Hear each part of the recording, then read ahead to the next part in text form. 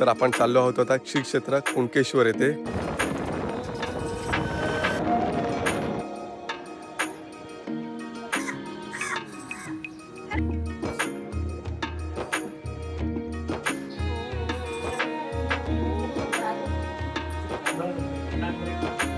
कुणकेश्वरच्या गाभाऱ्यात आम्ही किती 5-10 मिनिटं तरी उभे होतो. नमस्कार मित्रांनो, स्वागत आहे तुमचं आपल्या चॅनलच्या अजून एका नवीन व्हिडिओमध्ये. तर आपण चाललो आहोत आता श्री क्षेत्र कुणकेश्वर येथे. कुणकेश्वर महादेवांचं दर्शन घ्यायला आपण आता जाणार आहोत. आता इथून कुणकेश्वर आमच्या इथून 30 ते 35 किलोमीटर आहे. तर आम्ही आता एक छोटीशी टमटम केली, अजून सगळे तयार होत आहेत. ती बघा, आपली टमटम येऊन थांबली आहे. उल्हास आहे तिथे त्यांच्याबरोबर. बघूया आता आपण निघूया कुणकेश्वरला. किती वेळ लागतो आणि आम्ही आता किती वाजता निघतो ते मी तुम्हाला सांगेनच. आणि कुणकेश्वरचं दर्शन, मी तर आता फर्स्ट टाइम चाललो आहे कुणकेश्वरला. कसं आहे काय आहे ते माहिती नाही. बाजूला समुद्र आहे, फक्त आपण व्हिडिओमध्येच मी बघितलेलं. पण आता तिथे आपण प्रत्यक्षात जाऊन कुणकेश्वर महादेवांचं दर्शन घेणार आहोत. बघूया तिकडे कोण असेल माहिती सांगणार त्याबद्दलचा इतिहास, तर तिकडच्या भटजींना किंवा पुजारींना वगैरे मी विचारीन. चला तर म्हणूया, आता वाजलेत बरोबर सकाळचे 10:15 आणि आज वार आहे शुक्रवार. आज बहुतेक 7 तारीख आहे. चला, हर हर महादेव. आज तुम्ही पाहू शकता ऊन पडलंय, पाऊस नाहीये. सकाळी होता पण आता थांबलाय. ठीक आहे, बघूया आता आपल्या तिकडे कुणकेश्वरला पाऊस मिळतो का ते, कारण का सगळ्यात आम्ही आता छत्र्या वगैरे सगळ्या घेतलेल्या आहेत.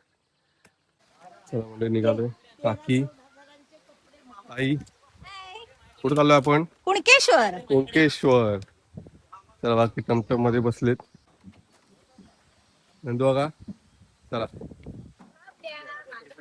स्वराली, ओंकार, हॅलो भाऊजी, हाय, कुकू, उल्हास आणि काका काका. उल्हास सांगायचे. उल्हास काका, यांचं पण नाव उल्हास. उल्हास काका. चला आता निघूया इथून. 30 किलोमीटर आहे. बघूया. बापू, हे बघा इथे रोड आहे. मसाला खातो.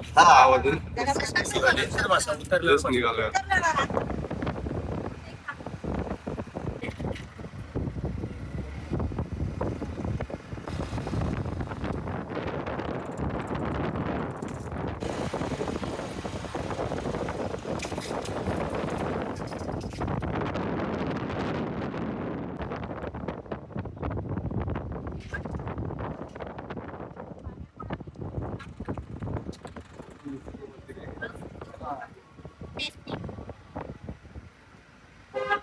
तर मंडळी, आता पोहोचलोय कुणकेश्वर मंदिरात. कशाला घ्या आता वरती जाऊन दर्शन घेऊया. आम्ही सगळे आता उतरलो जस्ट. चला मंडळी, आपण इथून आता वरती जाऊया. चला चला, हळूहळू.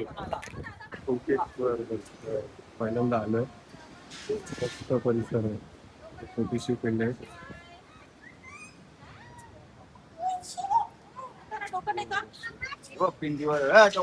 आपण आता लिहायला गणपतीचं मंदिर आहे, गणपती बाप्पाचं. गणपती बाप्पाचं आपण दर्शन घेऊ.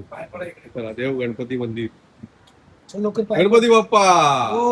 या कुणकेश्वर मंदिरासंबंधित थोडक्यात माहिती आपण जाणून घेऊया. श्री कुणकेश्वर मंदिर बांधण्यापूर्वी या स्वयंभू शिवलिंगाभोवती कुणक वृक्षांची झाडे होती. त्यामुळे या शिवलिंगांचे नाव कुणकेश्वर असे पडले अशी लोककथा सांगितली जाते. श्री क्षेत्र कुणकेश्वर कोकणातील वैभवशाली गतकाळातील साक्ष देणारे एक प्राचीन शिवमंदिर आहे. नवतांच्या नागदेवता ताम्रपटातील उल्लेखानुसार हे मंदिर 11व्या शतकात वैभवाच्या शिखरावर विराजमान होते. कधीकाळी पांडव या भूमीत वावरले. त्यांनी या क्षेत्राला दक्षिण काशीचे स्वरूप देण्याचा प्रयत्न केला. त्याखुणा अजूनही हे गाव आपल्या अंगखांद्यावर अभिमानाने मिरवते. कदंब, चालुक्य, शिलाहार यांच्या काळातील हे मंदिर समुद्रकाठी उभे राहिले ते एक दीपस्तंभ होऊनच. दक्षिण कोकणातील राजसत्ता तिन्ही समुद्रावर अनिर्बद्ध सत्ता गाजवीत होत्या. त्यांच्या समुद्रातील आरमाराला दिशादर्शन व्हावे यासाठी कुणकेश्वर मंदिराची रचना एखाद्या दीपगृहाप्रमाणे करण्यात आली आहे. देवगिरीच्या यादवांनी कुणकेश्वर मंदिराचा जीर्णोद्धार केलेला असावा, कारण असा उल्लेख नरोपंतांच्या आरतीमध्ये आढळतो. उत्तरेतील अल्लाउद्दीन खिलजी पाचवी नजर महाराष्ट्रावर पडली आणि महाराष्ट्रातील इतर मंदिरांसोबत कुणकेश्वर मंदिरालाही परकीय आक्रमणाचे चटके सोसावे लागले. छत्रपती शिवरायांनी कोकणच्या दिग्विजयावेळी कुणकेश्वर मंदिराला भेट दिली होती. त्यावेळी शिवरायांच्या अष्टप्रधान मंडळातील अमात्यपदावर कार्यरत असणारे नरो निळकंठ यांच्या सोबत होते. पुढे छत्रपती संभाजी महाराजांच्या काळात गोसावी होऊन ते कुणकेश्वराच्या सेवेसाठी येतच राहिले. छत्रपती संभाजी महाराजांच्या काळात गोव्याकडील रामघाटाने शालाने कोकणावर स्वारी केली. वेंगुर्ले, कुडाळ, मालवण अशी प्रसिद्ध ठिकाणे जाळीत तो हिंदळीच्या रोखाने आला. शाह आलमच्या या आक्रमणाच्या रणधुमाळीत अमात्य नारो पंडितांनी मंदिराच्या रक्षणासाठी शिखरावरून उडी घेतली असा उल्लेख त्यांनी लिहिलेल्या आरतीमध्ये स्पष्ट आढळतो. औरंगजेबाच्या तडाख्यातून मंदिराचा बचाव करण्यासाठी अरबी व्यापाऱ्यांची कथा मुद्दाम पसरवण्यात आली. तरी मोगलांच्या तडाख्यातून हे मंदिर वाचले नाही. अखेर शाह आलमने कुणकेश्वर मंदिराचा सभामंडप जाळला, मंदिराचा विध्वंस केला. त्यामुळे पुन्हा एकदा कुणकेश्वर मंदिराच्या जीर्णोद्धाराची समस्या उभी राहिली. या घटनेनंतर अमात्य नारो निळकंठ व त्यांचे बंधू हुकुमतपनाह नामचंद्र अमात्य यांनी मंदिराच्या जीर्णोद्धारासाठी सातत्याने छत्रपतींशी पत्रव्यवहार केला. अखेर 1680 साली कोल्हापूर येथील छत्रपती संभाजी महाराजांच्या काळात कुणकेश्वर मंदिराची पुनर्बांधणी करून मोठे मंदिर बांधले, अशी नोंद बॉम्बे गॅझेटमध्ये आपल्याला सापडते.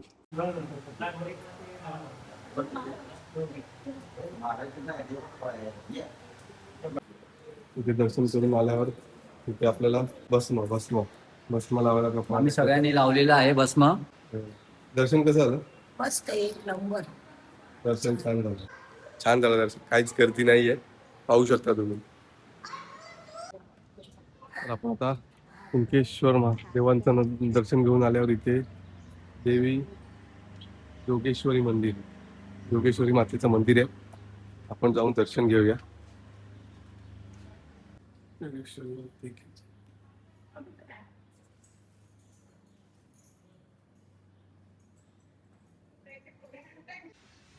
तुम्ही कुणकेश्वर मंदिरातून बाहेर दर्शन घेऊन आलात तर त्याबद्दल जो काही इतिहास आहे किंवा माहिती आहे ती तुम्हाला इथे बाहेर बोर्डवर पाहावयास मिळेल. तुम्ही इथे संपूर्ण ही माहिती वाचू शकता. मी आता तुम्हाला ही माहिती सगळी सांगितलेली आहे, तर तुम्ही किंवा व्हिडिओ पॉज करून सुद्धा ही माहिती पाहू शकता. चला, आता दर्शन आपलं खूप छान झालं, काहीच गर्दी नाही, मस्त दर्शन झालं. आणि आता रिमझिम पाऊस चालू झालाय, वातावरण खूप छान आहे. चला, खूप छान दर्शन झालं, मस्त झालं, काहीच गर्दी नव्हती, बरं वाटलं दर्शन घेऊन. पहिल्यांदाच आलो, छान दर्शन दिलं कुणकेश्वरांनी.